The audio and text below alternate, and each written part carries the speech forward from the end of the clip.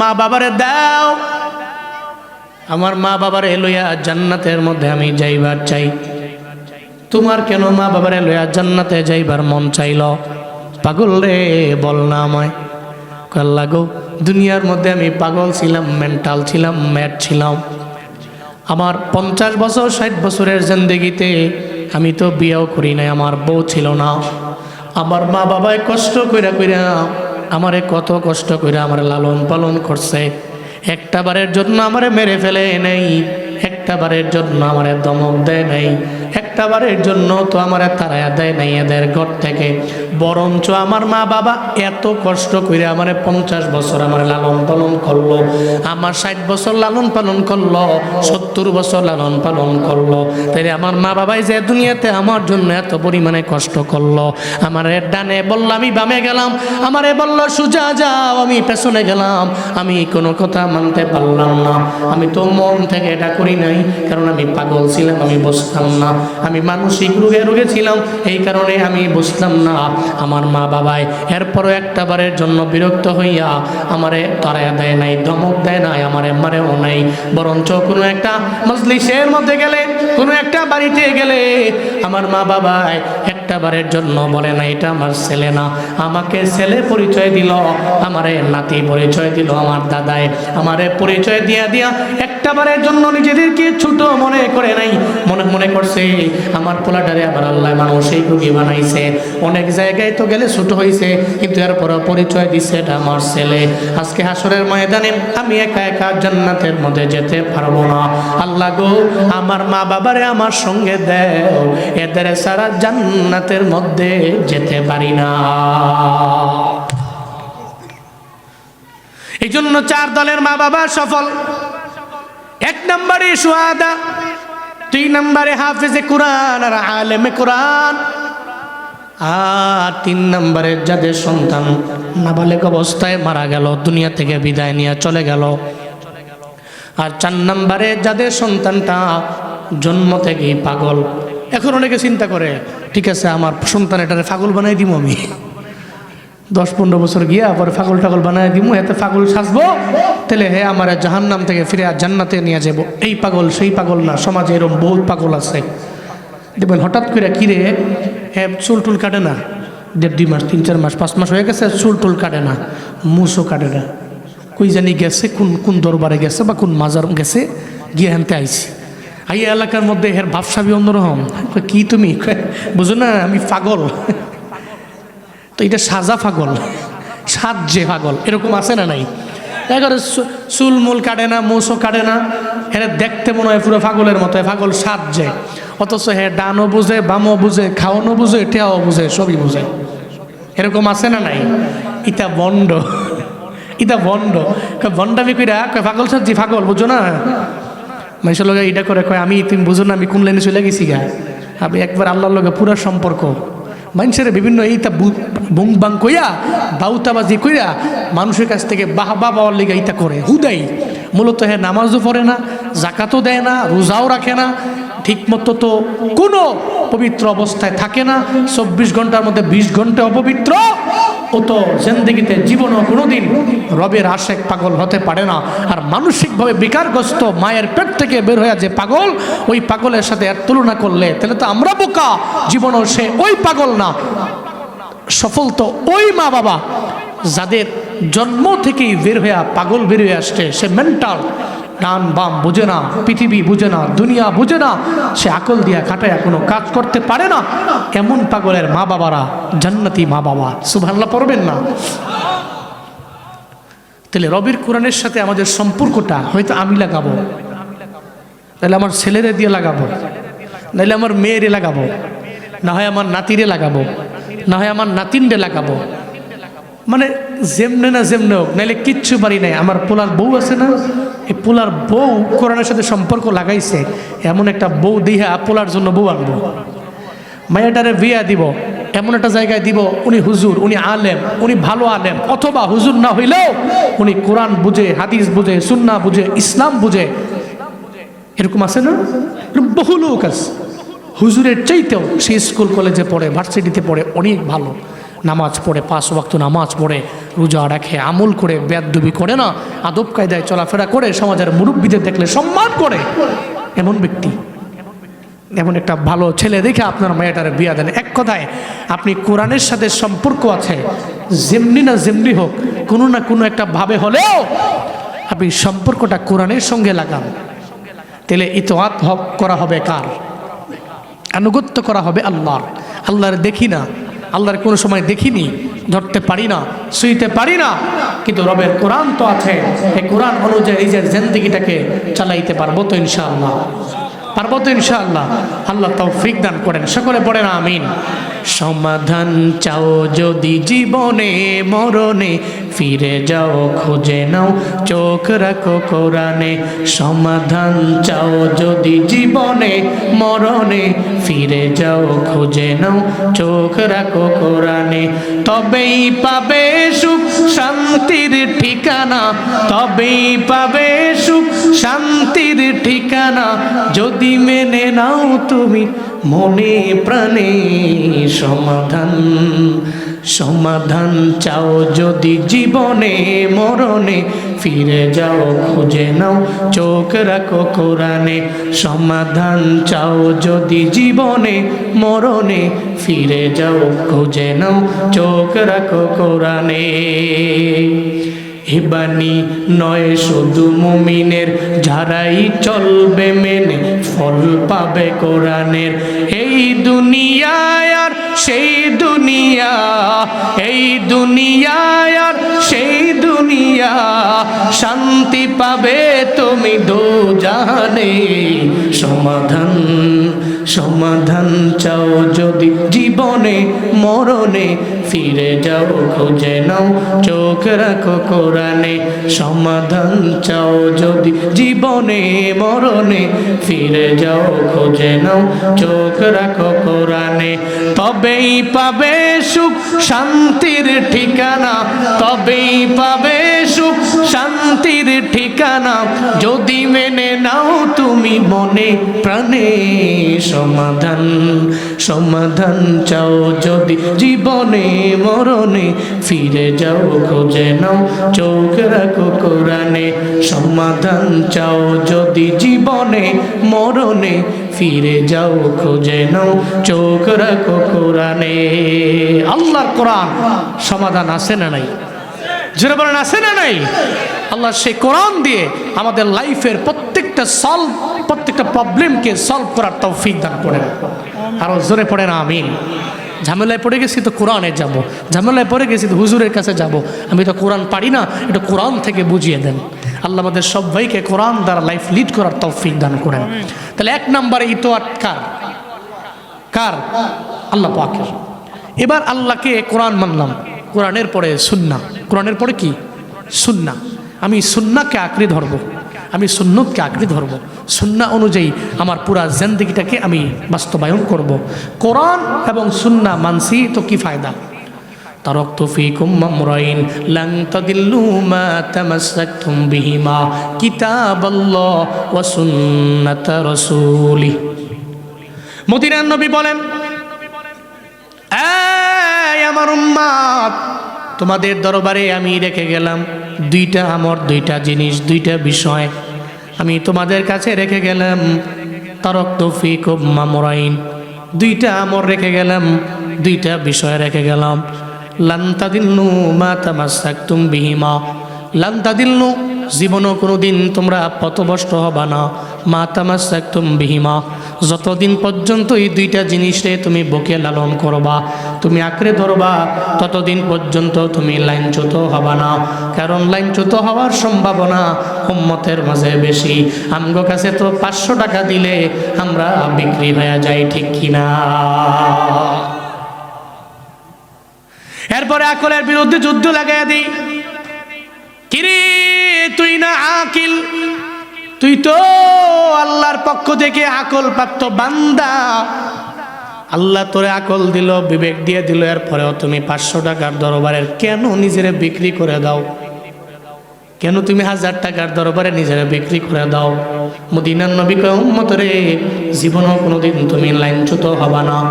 বহু মানুষ আছে হিদায়াতের লাইন থেকে দেখবেন লাইনচ্যুত হয়ে যায়। নাস্তিকদের মধ্যে একজন আছে, তার নাম হইল মুফতি মাসুদ। কি নাম? মুফতি মাসুদ। দ্যাট মিনস মাদ্রাসায় পড়ছে, কোরআন পড়ছে, এমন কি কোরআন তার সিনায় 30 পারা কোরআনও আছে। কোরআন সব জায়গায় পরিপূর্ণ, ভালো ছাত্র, মেধাবী, মাদ্রাসায় পড়াইছে, দর্শের কিতাব সামনে লইয়া পড়াইছে, মসজিদে ইমামতি করছে, নাস্তিক হয়ে গেছে। অনলাইন যারা দেখে, সেকুলারদের দেখবেন মাঝে মাঝে এদের লাইভগুলোর সামনে আসে, ওই লাইভে এদের ফেমাস, সেকুলারদের মধ্যে ফেমাস মুফতি মাসুদ। এক কয় যে আমি মাদ্রাসায়ও পড়াইছি, আমি মসজিদেও গেছি, আমি ইমামতি করছি, আমি খতিব ছিলাম, আমি যখন মুসলমান ছিলাম তখন সব কিছু আমি করছি, কিন্তু তুই এখন এমন কে? ওই যে সেকুলার হয়ে গেছে। আল্লাহ হিদায়াতের লাইন থেকে এর দূরে সরায় নিয়ে গেছে। মনে রাখবেন, হিদায়াতের লাইনে আল্লাহ পাক সবাইকে রাখে না। কিছু আছে হিদায়াতের লাইন থেকে লাইনচ্যুত হয়ে যায়। এই জন্যই তো আমরা বারবার নামাজে রবের দরবারে সূরা ফাতিহায় বলি, ইহদিনাস সিরাতাল মুস্তাকিম। আল্লাহর দরবারে বললাম, আল্লাহ গো, জীবনে কোনো না কোনো এক সময় কোনো ধোঁকায় পড়িয়া, কোনো মালের মায়ায় পড়িয়া আল্লাহ তোমার সঠিক দিন থেকে আমি লাঞ্ছিত হয়ে যাইতে পারি, তবে নামাজের মধ্যে বারবার বলি আমারে মরণ পর্যন্ত সিরাতে মুস্তাকিম, যেই সহজ সরল সঠিক পথ আছে ওই পথে তুমি প্রদর্শন কইরো। ও আল্লাহ, তুমি বেঈমান বানাইয়া, নাস্তিক বানাইয়া কবরে নিও না। চিল্লা পড়েন না আমিন। লাঞ্ছিত হয়ে যাইতে পারেন যে কোনো সময়। এই জন্য মদিনার নবী বলেন, উম্মত তোমরা 2টা জিনিস আঁকড়ে ধরো, তেলে জীবনও কোনোদিন তোমরা লাঞ্ছিত হবা না, তোমরা পথভ্রষ্ট হবা না। 2টা জিনিস আঁকড়ে ধরো, কিতাবুল্লাহ, সুন্নাতুর রাসূলি। 1 নম্বরে রবের কিতাব, দ্যাট মিন্স কোরআন। 2 নম্বরে সুন্নাতুর রাসূলি, রবের রসুলের সুন্নত, পয়গম্বরের সুন্নত আঁকড়ে ধরো। 1 নম্বরে ইতোয়াত আল্লাহ, 2 নম্বরে রসুলের, দ্যাট মিন্স 1 নম্বরে কোরআনের, 2 নম্বরে সুন্নতের রসুলের। এর মানে 1 নম্বরে কিতাবুল্লাহ, 2 নম্বরে আমার পয়গম্বরের ইতোয়াত, আমার পয়গম্বরের আনুগত্য। আল্লাহর পয়গম্বরের আনুগত্য করে জমিনের মধ্যে যেই বান্দা চলবে ও জীবনও কোনোদিন কোনো অন্যায় করতে পারে না। আল্লাহর কোরআনের সুন্নতের, নবীর সুন্নতের ইত্তেবা করে যেই বান্দা চলবে ওই বান্দা মিথ্যা বলতে পারে না, ওই বান্দা ওয়াদা করে ওয়াদার খেলাফ করতে পারে না, ওই বান্দা আমানতের খেয়ানত করতে পারে না, ও কথায় কথায় গালিগালাজ করতে পারে না, তার জবান দিয়ে অন্য বান্দারে কষ্ট দিতে পারে না, তার হাত দিয়া অন্য কোনো ব্যক্তিরে এসে জীবনেও কোনোদিন নাঘাত করতে পারে না, সে নিজের জালেম বানাইতে পারে না, সে দুর্নীতিবাজ হতে পারে না, সে মানুষের উপরে অন্যায়ভাবে কোনো অত্যাচার করতে পারে না। যে আমার নবীর সুন্নতের ইত্তেবা করে সে তো ফুলের মতো একটা মানুষ হয়ে যাবে, যার জিন্দেগিতে কোনো গুনাহ থাকবে না, আবার থাকলেও থাকবে সগীরা গুনাহ, কবিরা গুনার দ্বারে কাছে ও যাবে না। মনে রাখবেন রে বাবা, নবীর সুন্নতের ইত্তেবা যেই বান্দা করবে, নবীর সুন্নতের ইত্তেবা যেই বান্দা করবে ও জীবনও কোনোদিন 31st নাইট উদযাপন করতে পারে না। এই ময়দানের যেই জুয়ান পোলারা আছে, আমার কাছে মনে হয় আজকে রাতের বেলায় দেখা যাবে আবরারদের দলভুক্ত কারা, ফুজ্জারদের দলভুক্ত কারা, কারা নেক আমল করনেওয়ালা, কারা গুনাহ করনেওয়ালা। আজকের এই মাহফিলে যেই নৌজওয়ান যুবকেরা 31st নাইট উদযাপন না কইরা মাহফিলে ঠান্ডার মধ্যে সে বৈশা রইল, আমি কসম করে বইলা যাই আপনি নেক আমল করনেওয়ালা আবরারদের দলভুক্ত।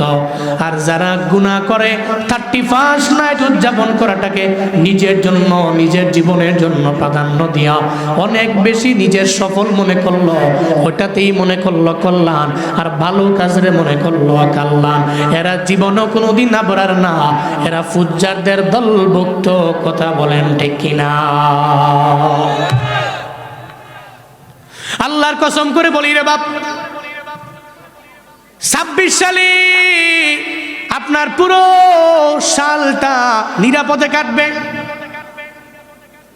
আপনার পুরো বছর ভালোভাবে কাটবে যদি আপনি এই রাতের বেলা তাহাজ্জুদ পড়তে পারেন, যদি রাতের বেলা আপনি রবের দরবারে 2 রাকাত নফল নামাজ আদায় করে যদি আল্লাহর দরবারে বলতে পারেন, ও আল্লাহ আগামী 26 সালটারে তুমি আমার জন্য কল্যাণকর বানাইও, আপনি 2 রাকাত নফল নামাজে দাঁড়াবেন।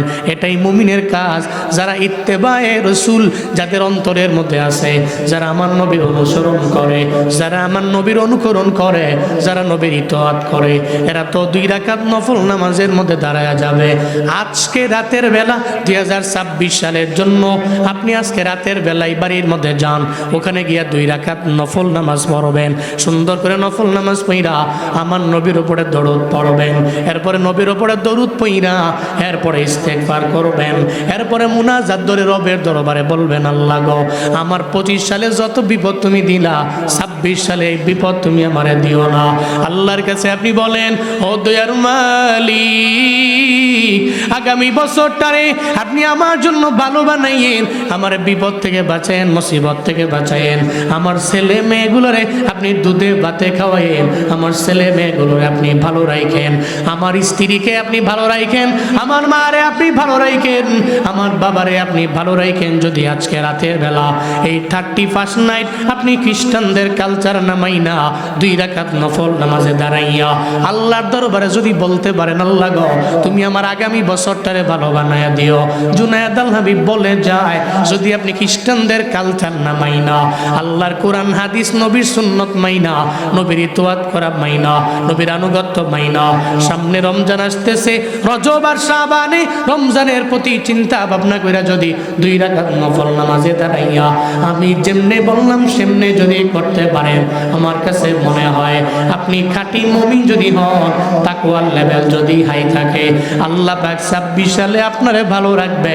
আমিও দোয়া করি, ও আল্লাহ যারা আজকে রাতের বেলা 2 রাকাত নফল নামাজ পড়ে তোমার দরবারে কানবে আর বলবে, আল্লাহ তুমি 26 সালটারে ভালো বানাইও, তুমি এদের দোয়াও কবুল করো, আর 26 সালে সবাই রে তুমি নেক হায়াত দিয়া বিপদ মুক্ত একটা জিন্দেগি দান করো। চিল্লায়া পড়া যাবে কি আমিন? অনেকে আমিন কইছে না, আপনারা রাগ হইছেন নাকি? হ্যাঁ, যারা আমিন কইছে না এরা মনে কোনো চিন্তা করতেছে 31 নাইট উদযাপন করলেই 26 সাল ভালো হইব। জোরে কোন আমিন। 31 নাইট উদযাপন করা এটা খ্রিস্টানদের কাম, খ্রিস্টানদের ওয়ার্ক, খ্রিস্টানদের কাজ। এটা জীবনও কোনোদিন যারা নবীর ইতাআত করে, আনুগত্য করে, নবীরে ফলো করে, সাহাবায়ে কেরামদের ফলো করে, জীবনও কোনোদিন এদের কাজ 31 নাইট হতে পারে। মান তাশাব্বাহা বিকওমিন ফাহুয়া মিনহুম। আপনার জন্য এই হাদিসটাই এনাফ। আপনি খালি বাড়িতে যা বালিশে মাথা লাগা চিন্তা করেন, আপনি সমাজে যেভাবে চলছেন, আপনি লাইফ লিড যেভাবে করছেন, এটা কি নবীর সুন্নতের উপরে হচ্ছে না কিছু কিছু কাজ খ্রিস্টানদের অনুসরণে হচ্ছে?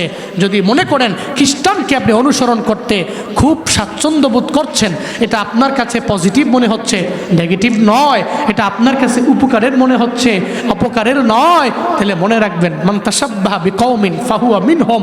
আপনার যে কাজটা যে সম্প্রদায়ের সাথে মিলবে, তাসবিহ হবে, সাদৃশ হবে, ওই সম্প্রদায়ের সাথেই তো আপনি হবেন, ওই সম্প্রদায়েরই আপনি হবেন। আর ওই সম্প্রদায়ের মধ্যে হলে খ্রিস্টানরা, ইহুদিরা, বেদিনরা, বিদুর্মীরা সবাই তো জাহান্নামী, তো আপনিও তো এদের দলে যা এদের মাঝে মিললে আপনি জাহান্নামী হইলেন। তাহলে আপনি বালিশের মাথা লাগায় চিন্তা করেন, আপনি কি নবীর সুন্নতে ইত্তেবা করবেন নাকি আপনি খ্রিস্টানকে ফলো করবেন? অনেকের মনে চিন্তা আছে, ইয়াংদের বিশেষ করে যুবকদের মনে চিন্তা আছে, হুজুর খালি কয় আমি খালি 31 নাইট একদিন উদযাপন করলেই বলে আমি জাহান্নামী। এটা অনেকের মনে চিন্তা আছে। আমি 14 ফেব্রুয়ারির একটা রাত একটা দিন ভ্যালেন্টাইন্স ডে উদযাপন করলেই নাকি আমি খ্রিস্টানদের অনুসরণকারী হয়ে যাই। বাপ, আমি তোমারে বুঝাবার জন্য বলি 31 নাইট আর এই 14 ফেব্রুয়ারি যদি মনে করো এটা মুসলমানদের, তুমি করতে পারো। এটা কালচারের বিষয়, এটা তো এমন কোনো স্বাভাবিক কোনো বিষয় না, এটা কালচার। তো তুমি মনে করতেছো 31st নাইট এটা উদযাপন না করলে মনে হয় আমি সফল হতে পারতেছি না। যদি মনে করো এটা, তাহলে তো তুমি খ্রিস্টানদের কালচারটা, সংস্কৃতিটাকে তোমার সংস্কৃতির সাথে তুমি মিলিয়ে ফেললা, তাশবিহ করলা, সামঞ্জস্য করলা। তো মদিনার নবী তো সেটাই বলছে, মান তাশাব্বাহা বিকওমিন, যে কোনো সম্প্রদায়ের সাথে তাশবিহ লাগায় কোনো কাজ করলো, ফাহুয়া মিনহুম, সে তাদেরই দলভুক্ত হয়ে গেল। তো এটা নবী কইছে, জুনায়েদ আল হাবিব না।